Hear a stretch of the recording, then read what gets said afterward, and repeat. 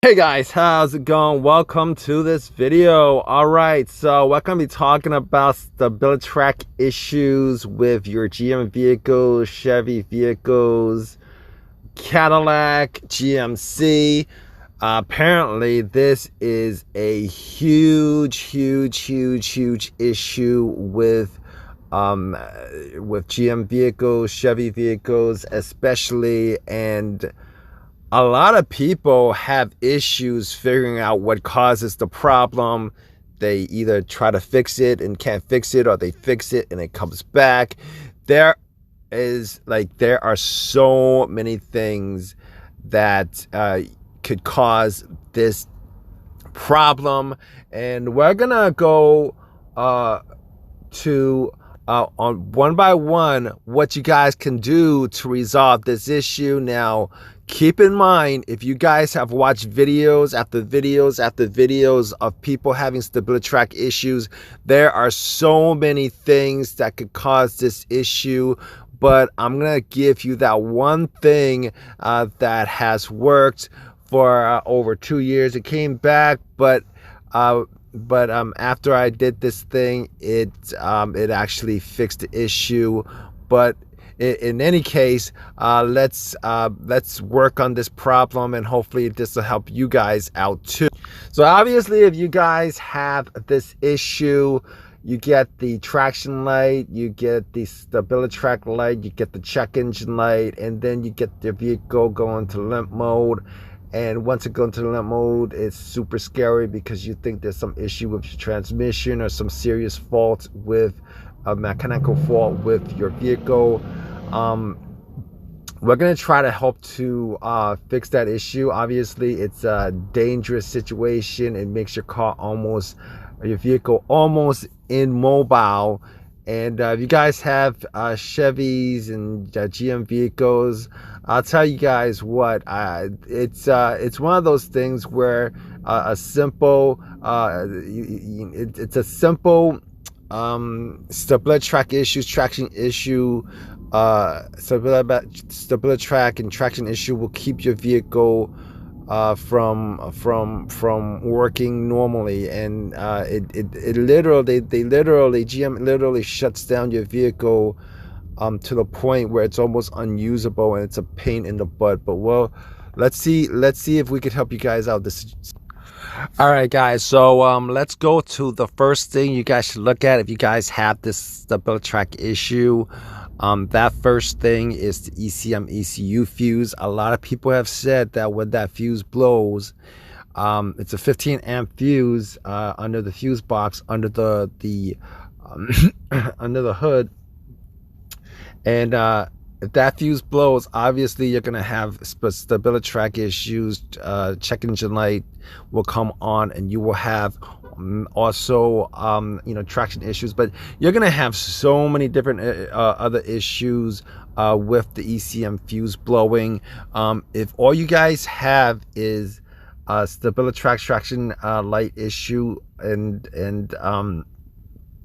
you guys might want to just check that fuse. Now, a lot of times, a lot of people have this Stabilitrak issue without that fuse being blown. Fuse is fine, it's probably not the problem, but you guys should probably check that fuse out just to make sure that that fuse isn't blown. Sometimes that could cause that issue. So number two issue that you guys could probably look for is a wiring harness that is close to the heat shield of your engine. A lot of people have put up videos on that saying that the wiring harness. Now, I'm not going to tell you which exact wiring harness, because there's a couple of them that's under the hood, and you guys should just look for any harnesses that are close to the front of the engine that's burned. And if wires get burned and the wires get fused together, you're going to have shorts and stuff like that, which could actually cause that issue. Now, if you guys don't have this problem, you guys look around, the wiring harnesses are okay, it's good, it's not touching the heat shield particularly of, in the front of the engine, then that's probably not your problem. But some people have said that that's a problem sometimes. I believe that might be just a manufacturing defect as far as the vehicle coming out of the factories, with the wires being so close to the engine. But check that out if you guys have that problem. All right, guys, so let's go to the third thing that might cause this issue, and that could be your accelerator pedal malfunctioning. A lot of people have said that. Now, if the accelerator pedal in these vehicles are essentially electronic, it's not mechanically hooked up to your vehicle. It's not mechanically hooked up to your vehicle, it's electronically hooked up to the vehicle. They're very, very easy to remove. Obviously, if you're gonna have that kind of issue with your accelerator pedal, it's a $30 part in most cases, and you can change it out pretty easily. It's like 4 screws that you guys can take out and change out. Obviously, if you're in a situation where you can't figure out anything out as far as trying to fix this, you might just want to replace that part. Some people have said that is one of the main causes of it. Now, if you guys have the accelerator pedal being the cause of your Stabilitrak issues, you might also have some other issues with revving issues, sporadic revving issues, sporadic issues where your vehicle might just, if you press an accelerator, it might take it a split second to accelerate. Something like that, you guys, that could be caused by the accelerator pedal. But outside of that, let's move on to the next thing that you guys should look for in these situations. And also, I forget which number we're on right now, but the next thing is you might want to look at the speed sensor or the ABS sensor on your wheels. That could cause the issue. Now, if you guys have a check engine light, definitely want to just plug in OBD2 scanner. Maybe one of these things might come up, and it might be an easy thing to resolve as far as it's concerned. But in most cases, that's not a trouble code won't exist for this situation. So you might have to just maybe look around and maybe possibly change out parts if you're in a situation where you've looked at everything and you can't figure out what the problem is exactly. But